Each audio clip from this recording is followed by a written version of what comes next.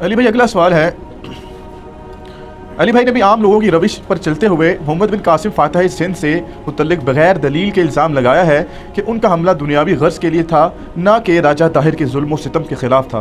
Please اس حوالے سے رجوع فرمائیں۔ پلیز قرآن و حدیث کو والا پیش کریں تو ہم رجوع فرما لیں گے۔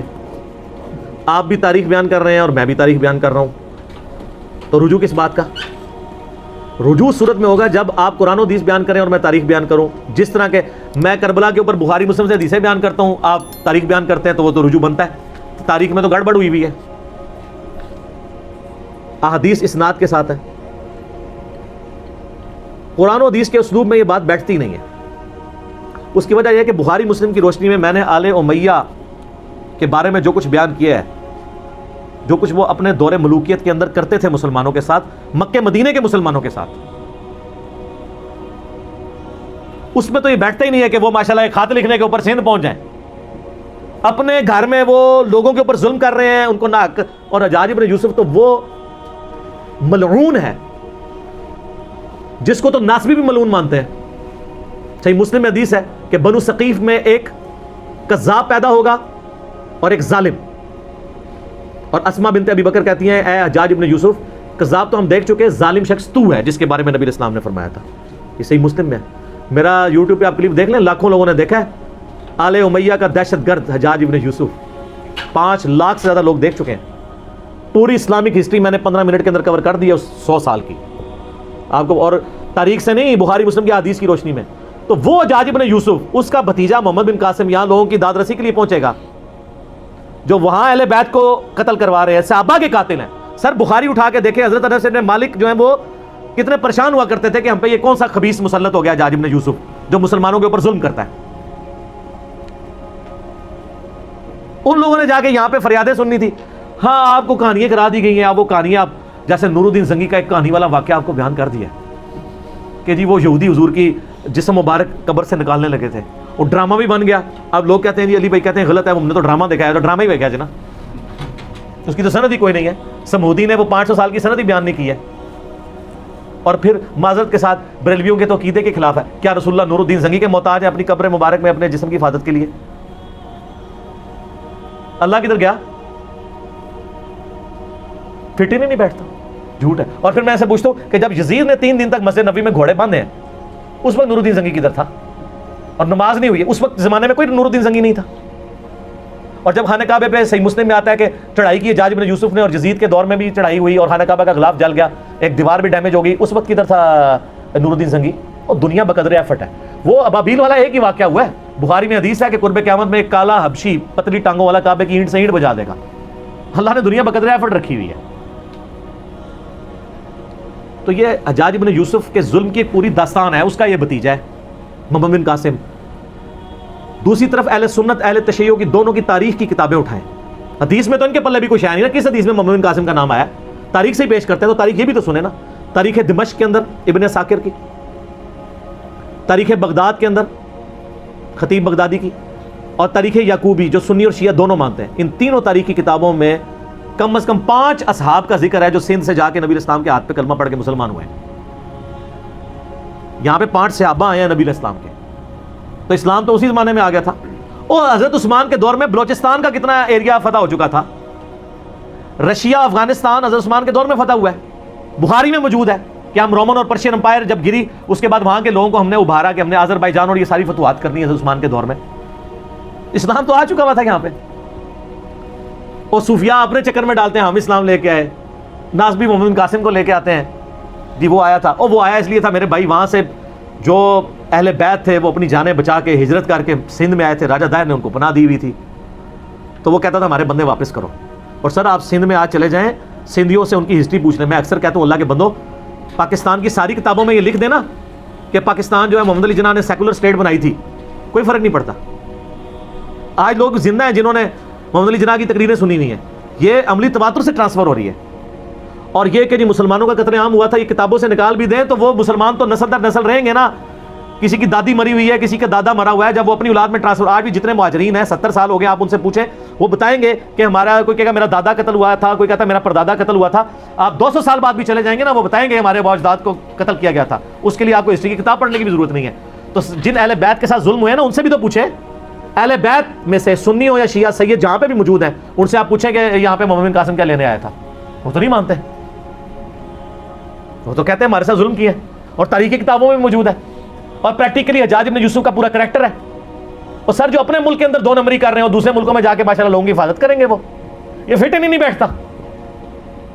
تو سندھیوں کو پتا ہے کہ وہ کیا کر کے گیا. اور پھر آپ کو سب کو یہ پتا ہے کہ جب محمد بن قاسم نے سندھ کا وہ علاقہ فتح کیا تھا تو اس کے بعد آپ کو بتایا جاتا ہے کہ پھر بعد میں محمد بن قاسم کو واپس بلا کے جیل میں ڈال دیا گیا.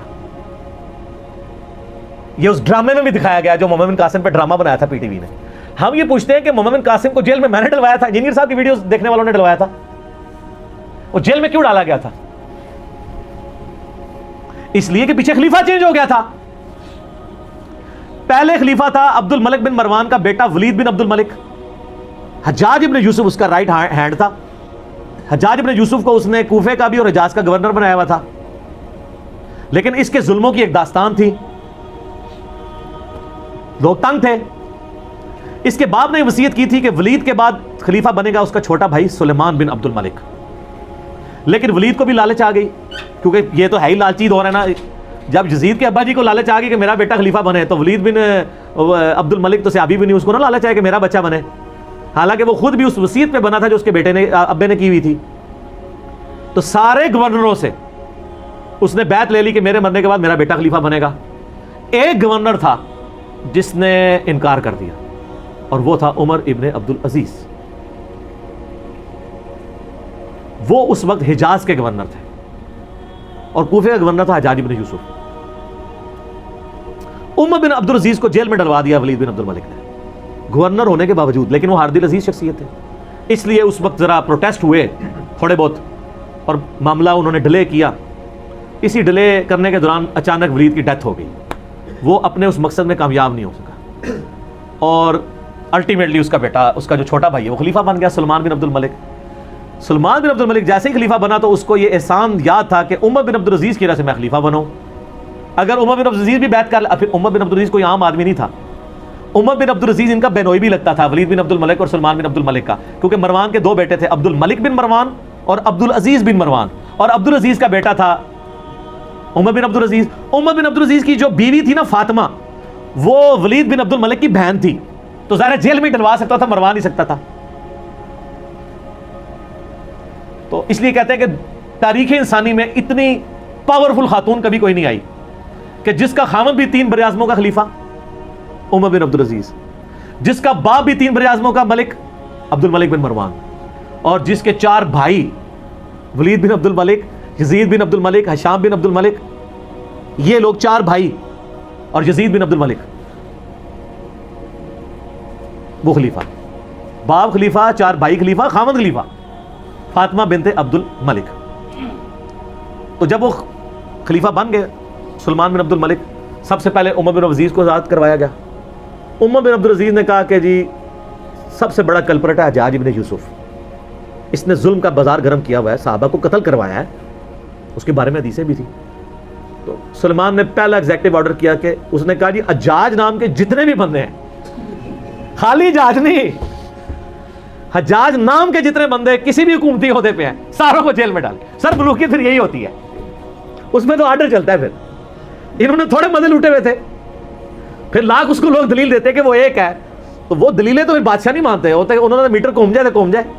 انہوں نے کیا حجاج نام دے جتنے بندے نے سب جیلیں چھپاؤ, اور ان کے جتنے رشتہ دار ہیں نا جو حکومتی پوسٹوں میں ان کو بھی جیلوں میں ڈالو. تو محمد بن قاسم جو بھتیجا تھا اس کو بھی پکڑ کے جیل میں ڈال دیا گیا. یہ تھی ریزن کہ بڑے ابا جی کے جیل میں چلے گئے, یعنی اس کا جو چچا یا تایا تھا اور وہ اس کا سسر بھی تھا, تو محمد بن قاسم کو بھی جیل میں ڈال دیا گیا. تو یہ پیچھے ریزن تھی. تو انجام اس لیے ہوا تھا. تو جیل میں ڈلوانا اس بات کا ثبوت ہے کہ ان کے کرتوت کیا ہوں گے. تو اگر کسی نے رحمۃ اللہ علیہ کہنا کہ یار ہمیں تو کوئی نہیں, آپ تو یزید کو رحمۃ اللہ علیہ کہتے ہیں, تو اگر آپ حجاج کو رحمۃ اللہ علیہ یا محمد بن قاسم کو کہیں تو کوئی مسئلہ نہیں ہے. اللہ تعالیٰ آپ کا حشر یزید, حجاج ابن یوسف, محمد بن قاسم کے ساتھ کرے, اور میرا حشر اللہ تعالیٰ حسن ابن علی, حسین ابن علی, مولا علی, فاطمہ, عمار ابن یاسر, ابو بکر, عمر, عثمان کے ساتھ کرے رضی اللہ عنہم اجمعین وعلیکم السلام اجمعین. آمین کہہ دو, تانوں کو ڈر پੈ گیا اے بہرحال جڑے ویڈیو ویکھن گے انہیں آمین کہنے لگے جڑے رحمۃ اللہ علیہ کہندے, ٹھیک ہے. تو وہ رجوع والا معاملہ نہیں ہے. یہ کرائم بتاتے ہیں کہ یہ اس طریقے سے ایسے ہوا ہے. اگر کوئی حدیث ہے تو مجھے پیش کرتے، میں رجوع کر لوں گا. اس پہ ڈاکٹر طالب قادری صاحب نے بھی ان کی بھی ویڈیو چڑھی ہے، انہوں نے بھی پورا یہ یعنی ساری تاریخ بتائی ہے. خالی میرا تفرد نہیں ہے اس مسئلے میں کہ میں اپنی طرف سے بیان کر رہا ہوں. باقی آپ سندھیوں سے جا کے پوچھ لیں، وہ سندھیوں نے تو اتنی ویڈیو شیئر کرائی ہے کہ وہ ہر جگہ پہنچی ہوئی ہے کہ یار پہلی دفعہ کسی داڑھی پگڑی والے بندے نے ہمارے حقی کو بات کی ہے. خام خواہ مطلب ان لوگوں نے اس کو ہیرو بنایا ہوا تھا، اس نے تو ہمارے ساتھ یہ کیا ہے. ادھر میں یعنی کافروں کی نہیں بات کر رہا، مسلمانوں کی. ٹھیک ہو گیا.